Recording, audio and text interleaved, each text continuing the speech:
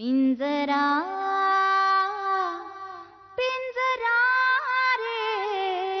ठीक आहे, समजा मी दिली ती साक्ष आणि हे अक्काला कळलं तर काय अर्थ होईल आपल्या आयुष्याला?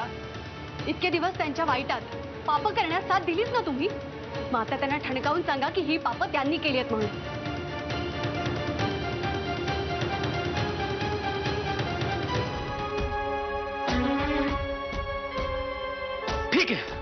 ठीक आहे, मान्य आहे मला, पण आता तरी माझ्याशी बोलायला लागणार.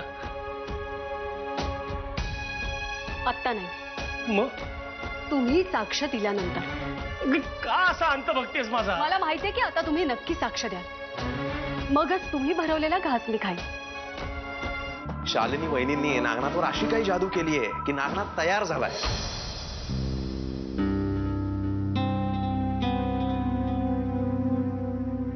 गोरखदादा, नागनाथ काका खरंच तयार झालं? कळले कळले, आम्हाला सगळं कळले. वा वा वा. चिरंजीव एका तासाभरात तुमच्या लग्नाचा मुहूर्त काढतो, दुपारपर्यंत पत्रिका छापतो, संध्याकाळपर्यंत वाटून टाकतो. आपलं नेटवर्क लय भारी आहे, लय फास्ट आहे. गोरखदादा, जरा आनंदीला फोन दे ना. तुला काय रे माहिती इथे आहे म्हणून? माझ्या बाबतीत एवढं काहीतरी चांगलं घडतंय म्हटल्यावर माझी आनंदी तिथे असणारच ना. दे, फोन दे तिला. देतो.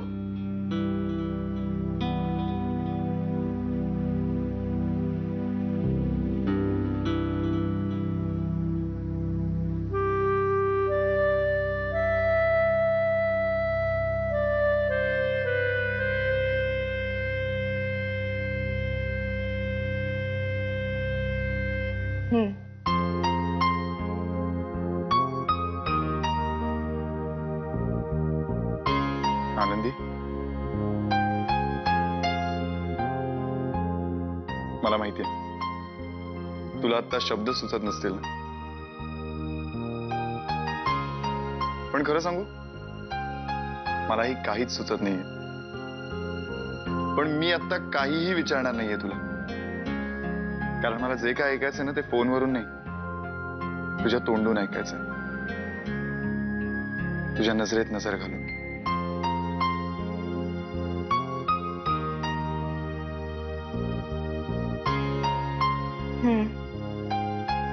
चालेल.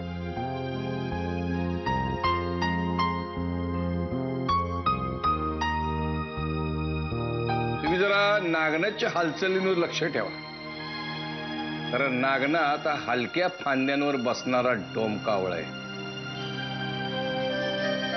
फांदी तुटल्याचा बहाणा करून तो परागंद होतो. तात्या, तुम्ही अजिबात काळजी करू नका. खूप मोठी लढाई जिंकलोय आपण, त्यामुळे आता जर निकाल लागेपर्यंत नागनाथ काकांना गायब करावं लागलं ना, तर तेही करायची तयारी आहे माझी. आईला नागनाथ एवढ्या लवकर तयार झाला कसा? या अक्काची भीती एवढ्या लवकर संपली?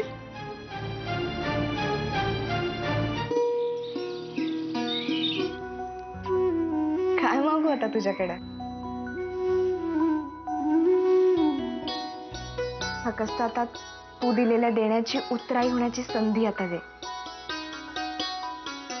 आणि तुझा आशीर्वाद माझ्या आणि वीरच्या संसाराला लाभो.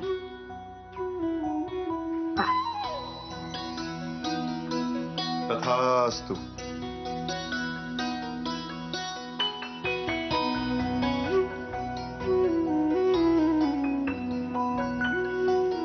मी हे जे काय करतो ना ते माझ्या बायकोसाठी करतोय, आणि हे सगळं करून मी माझा संसार वाचवलाय. हा, नक्कीच नाही, या सगळ्या मागे तुझा प्रापंचिक हेतू नक्कीच असेल, पण या निमित्ताने आनंदी आणि वीर यांच्या संसाराचा जो चिखलात रुतलेला गाडा होता ना, तो तरी बाहेर पडला नाही.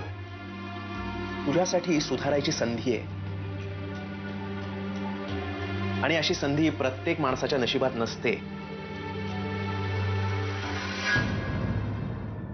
पिंजरा